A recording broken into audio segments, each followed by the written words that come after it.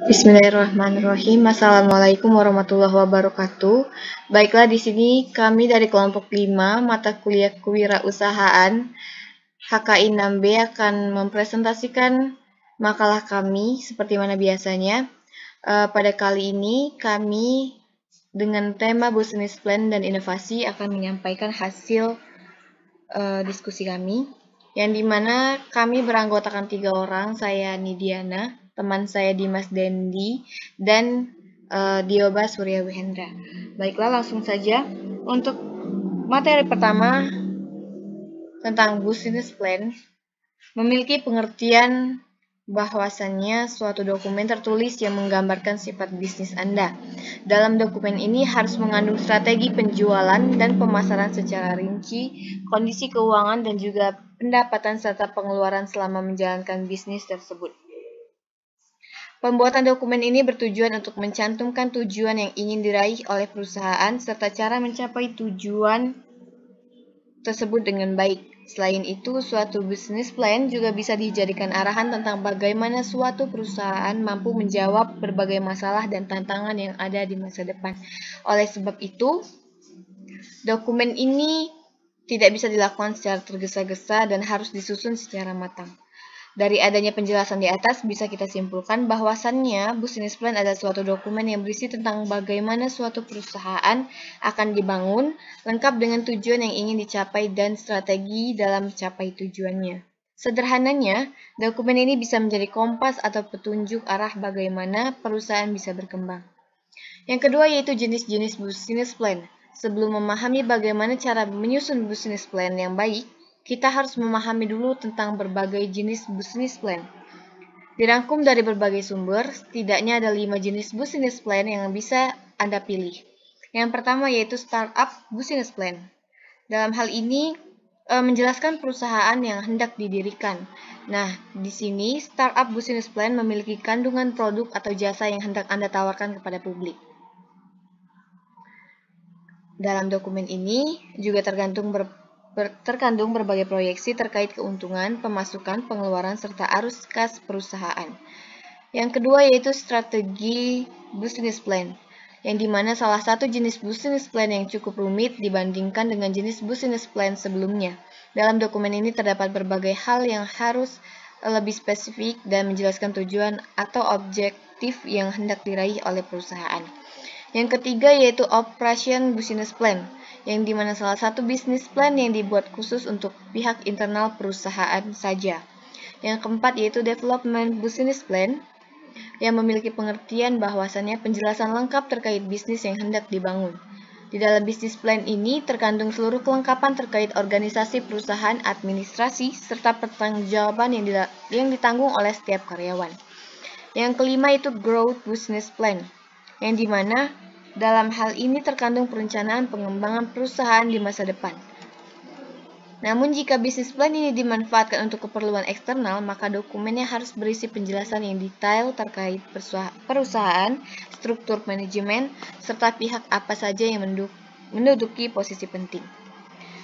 Lanjut yang ketiga yaitu cara membuat business plan. Setelah kita memahami pengertian business plan serta jenis-jenisnya, maka saat ini kita akan belajar bersama tentang cara membuat dokumen business plan yang baik. Berikut ini penjelasannya. Yang pertama yaitu lakukanlah lebih banyak riset sebelum membuat business plan. Yang kedua, cobalah untuk membuat company profile. Yang ketiga, tentukanlah tujuan bisnis Anda. Yang keempat, siapkanlah seluruh dokumen yang dibutuhkan. Yang kelima, jelaskan dengan rinci barang atau jasa Anda. Yang keenam, buatlah marketing plan. Dan yang terakhir yaitu sesuaikan pada target pembacanya. Tak lupa pula ada manfaat business plan. Yang ditinjau dari segi positifnya ada beberapa manfaat penting rencana bisnis bagi wirausahawan dengan mensukseskan bisnisnya, yaitu membantu wirausahawan untuk berpikir tentang bisnisnya melalui ide-ide yang dituangkan. Yang kedua yaitu membantu wirausahawan dalam mengambil keputusan dan mengevaluasi keputusan dan mengevaluasi ide-ide bisnis, sehingga resiko kegagalan bisa diminimalisir. Yang ketiga, memberikan informasi dan sinyal bagi bisnisnya agar tetap berjalan dengan benar. Selanjutnya, meningkatkan kepercayaan diri dari wirausahawan bila bisnisnya berjalan dengan baik sesuai rencana bisnis, dan untuk belajar dari kegagalan, kesalahan, dan pandangan-pandangan bisnis yang tidak sesuai. Keenam, menuntun wirausahawan agar mendidik bisnis pertamanya mempunyai kemungkinan untuk sukses dan terus berkembang. Mengingatkan agar berinvestasi tidak didasarkan keputusan yang bersifat emosi saja, dan membantu wirausahawan dalam mencari rekan bisnis, pemodal investor, atau untuk mengajukan kredit modal kerja bank. Dan lanjut untuk yang kedua, yaitu ada inovasi. Pengertian inovasi sendiri merupakan ide, praktik, atau objek yang dianggap baru oleh manusia. Teori ini meyakini bahwa sebuah inovasi terdifusi ke seluruh masyarakat dalam pola yang bisa diprediksi. Beberapa kelompok orang yang akan mengadopsi sebuah inovasi segera setelah mereka mendengar inovasi tersebut, sedangkan beberapa kelompok masyarakat lainnya membutuhkan waktu lama untuk kemudian mengadopsi inovasi tersebut.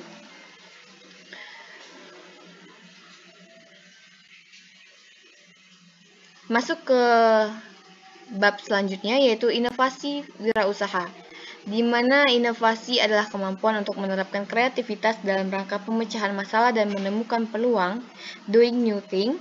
Inovasi merupakan fungsi utama dalam proses kewirausahaan. Peter Drucker mengatakan inovasi wirausahawan menciptakan baik sumber daya produksi baru maupun pengelolaan sumber daya yang ada dalam peningkatan nilai potensi untuk menciptakan sesuatu yang tidak ada menjadi ada. Selanjutnya yaitu proses inovasi. Inovasi merupakan hasil pencarian suatu kesempatan yang dilakukan dengan sepenuh hati. Proses ini dimulai dengan analisis sumber daya kesempatan yang menjadi objek. Nah, dalam hal ini inovasi yang berhasil pada umumnya sederhana dan terfokus dan ditujukan kepada aplikasi yang didesain khas, jelas, dan cermat. Inovasi lebih banyak melibatkan kerja fisik daripada pemikiran. Lanjut yaitu jenis inovasi. Menurut Donald Kuratko, informasi terdiri dari 4 jenis, yaitu penemuan, kreasi suatu produk, yang kedua pengembangan, yang ketiga duplikasi, dan juga sintesis. Selanjutnya ada sumber inovasi, yang dimana inovasi bagi wirausahawan lebih bersifat untuk memanfaatkan perubahan daripada menciptakannya. Mencari inovasi dilakukan dengan memanfaatkan perubahan pada penemuan yang menyebabkan terjadinya perubahan. Ide inovatif dapat bersumber pada kreativitas eksternal dan kreativitas internal. Dengan melakukan hal ini, seorang membangun sumber informasi tentang berbagai hal dengan fakta kesan, citra, dan berbagai ide. Dengan demikian, seorang dapat memperoleh ide yang dapat diraih dan dimanfaatkan. Baiklah, itu saja materi dari kelompok 5. Saya mewakili teman-teman saya. Apabila ada salah kata, saya mohon maaf, dan jika ada kelebihan, itu datangnya dari Allah Subhanahu wa Ta'ala. Saya akhiri, wabillahi taufiq wal hidayah. Wassalamualaikum warahmatullahi wabarakatuh.